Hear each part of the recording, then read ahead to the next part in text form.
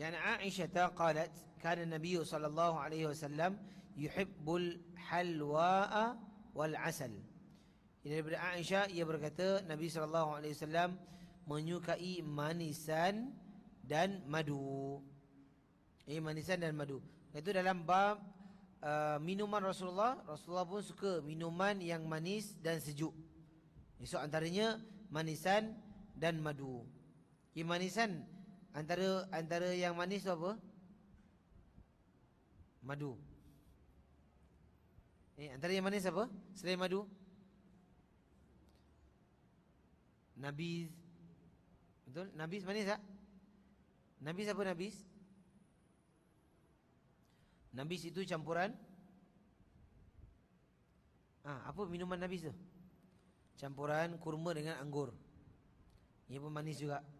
Itu nama dia nabiz. Dan madu, antara madu yang bagus adalah madu yang asli lah. Dan madu yang asli ni biasanya kalau kita tengok dia takkan didatangi oleh semut. Kalau kita kat rumah kita ada madu dan madu tu semut datang, maka itu tak asli. So nak bagi dia asli, matikan semut tu. Okey, jadi itu antara minuman ataupun lauk Rasulullah sallallahu alaihi wasallam, kerana madu fadilatnya cukup besar yang Allah Subhanahu wa taala sebutkan dalam Al-Quran. Apa dalam surah apa? Madu Allah sebut dalam surah apa? Surah Al-Baqarah. Tak ada tak dalam surah Al-Baqarah tentang madu? Al-Baqarah tentang lembu. Madu dalam surah apa? Dalam surah Lebah. Betul? Lebah apa dalam bahasa Arab? Ant. Lebah apa dalam bahasa Arab? Surah apa nama dia? Yes, An-Nahlu. Tulis kat situ. An-Nahlu. Surah An-Nahlu. Alif lam nun ha sampan tu dengan lam. An-Nahlu. Ini lepas tu ada Ar-Ra'du.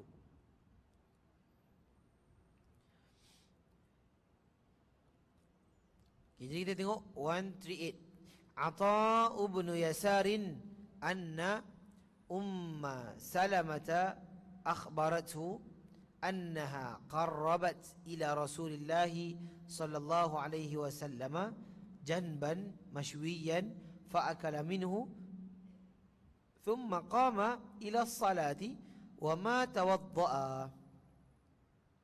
Bahawasanya Ummu Salamah memberitahunya bahawasanya dia menghidangkan daging kaki belakang kambing, lain tu. So itu favorite part Nabi. Daging kaki. Ini kaki dulu. Kaki pula kat belakang. Ini belakang ke siapa? Belakang kambing. So belakang kambing ada apa? Harimau. Ini maksudnya kaki kambing yang belakang.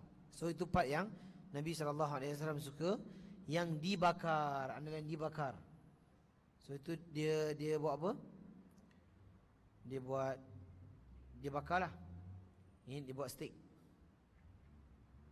Kepada Rasulullah sallallahu alaihi wasallam, beliau pun makan sebahagian, kemudian beliau berdiri untuk menunaikan salat tanpa berwuduk lagi.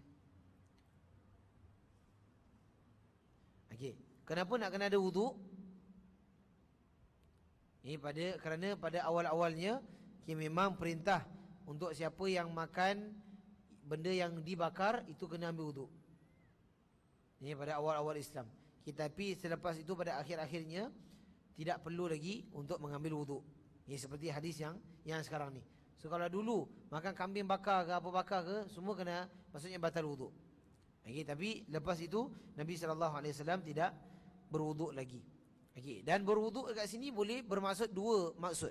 Satu berwuduk iaitu dari segi wuduk yang syar'i, iaitu wuduk macam kita salat. Lagi satu wuduk adalah untuk membersihkan mulut, untuk membersihkan anggota-anggota yang berkaitan. Jadi itu antaranya. Kalau kita ditanya Nabi kalau makan daging, Nabi suka daging apa? Daging kambing. Kambing part mana? Lidah. Daging part apa Nabi suka? Kaki yang mana? yang belakang. Kaki yang belakang. So itu yang paling favorite Nabi SAW. Dan Nabi pun diracun daripada that part. Yang Nabi SAW suka makan. Dan Nabi SAW terkena pada that favorite part Nabi SAW. So kita pernah tak makan daging kaki belakang? Daging kaki kambing belakang. Biasa kambing kita suka part apa? Ribs liver. Ribs liver boleh tahan. Kita suka makan apa? Makanlah apa pun, yang penting halal. Yang penting kalau nak, cuba balik ni, cuba masak. Masak daging kaki kambing belakang, dan kita bakar.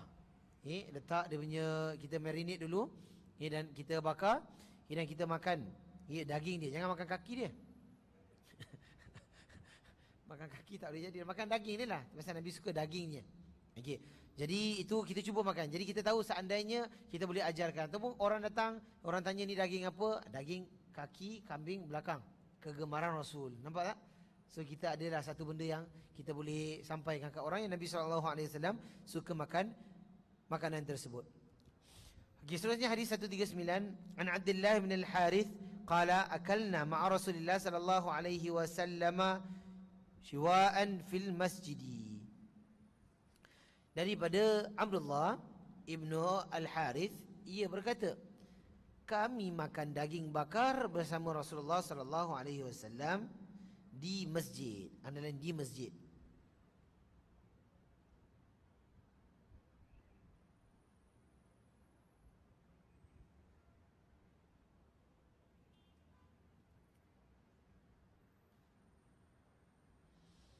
So kat masjid boleh makan tak? Boleh makan. Tapi jangan bersepahkan lah. Lagi-lagi kalau masjid zaman dulu dia tak ada kapet dan sebagainya. So itu dibolehkan makan. Dan dibolehkan dalam masjid juga tidur. Betul? Dibolehkan dalam masjid juga kita berehat dan sebagainya. So masjid antara salah satu tempat rumah Allah Subhanahu Wa Taala yang apabila kita berniat iktikaf, itu dah kira ibadah. Betul tak? Tidur kat dalam masjid pun dikira sebagai ibadah. Kalau kita niat sebagai iktikaf, kalau kita makan dan sebagainya, itu termasuk dalam ibadah. Apapun Nabi SAW suka makan daging bakar. Daging bakar. So itu antara favorite Nabi SAW. So kita tengok hadis 140.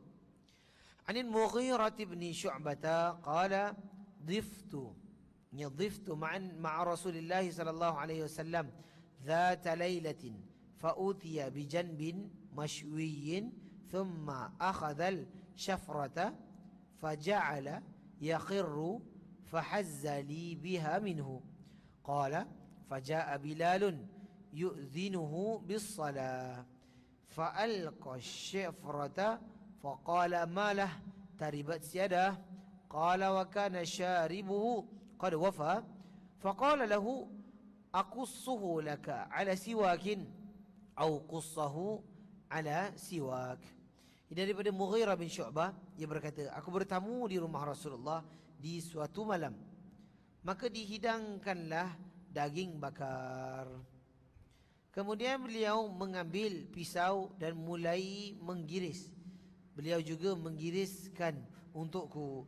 Kemudian datanglah Bilal memberitahu bahawa waktu solat telah tiba. Maka beliau meletakkan pisau itu dan bersabda, ada apa dengannya? Tangannya penuh dengan debu. Maka dia Al-Mughirah berkata, kumisnya sudah panjang.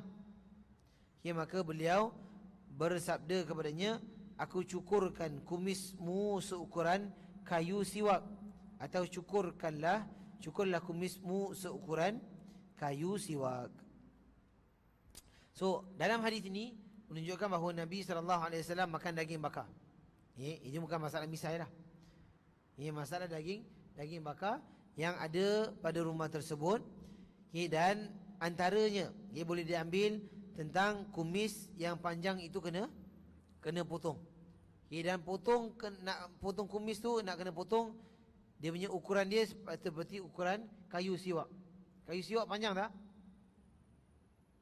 Panjang. Panjang lah panjang. So nak tunggu panjang macam ni ke?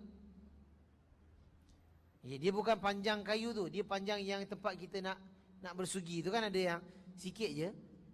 dia punya tempat tu lah. Tempat yang kita gosok gigi tu pakai kayu siwak tu, itu seukuran tersebut. Jadi ataupun kita boleh sebutkan atas bibir kita. Ya, betul-betul atas bibir, ya, ataupun kita boleh potong lebih pendek daripada itu. Okey. Jadi itu berkenaan dengan misai, yang memang diharuskan dan disunahkan untuk kita potong dan kita pendekkan. Tidak, itu berbeza dengan janggut. Okey, jadi dalam hadis ini pun hadis yang sama tentang Bijan bin Mashwiyin. Okey, maka dia pun makan, dia hidangkan daging bakar, dan Nabi SAW ambil pisau dan mulai menggiris daging tersebut. Okey, jadi semua sama tentang daging bakar. So hadis yang ke-141, an Abi Hurairah qala utiya Nabi sallallahu alaihi wasallam bilahmin farufi'a ilaihi dhira'u wa kanat tu'jibuhu fanahasha minha. Daripada Abu Hurairah, ia berkata, ada daging yang dihidangkan kepada Nabi sallallahu alaihi wasallam, maka beliau memilih daging peha belakang kerana beliau menyukainya. Underline tu, menyukainya. So hadis yang sebelum ni Nabi SAW hanya makan je, tapi dia tak sebut Nabi menyukainya. Tapi dalam hadis ni dia menguatkan, oh Nabi suka, dan kemudian beliau menggigitnya.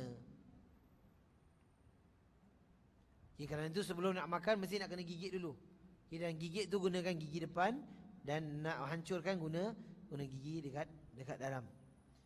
Okey, jadi itu antara kesukaannya. So kita dah boleh jawab bahawa Nabi SAW suka daging peha belakang, kambing.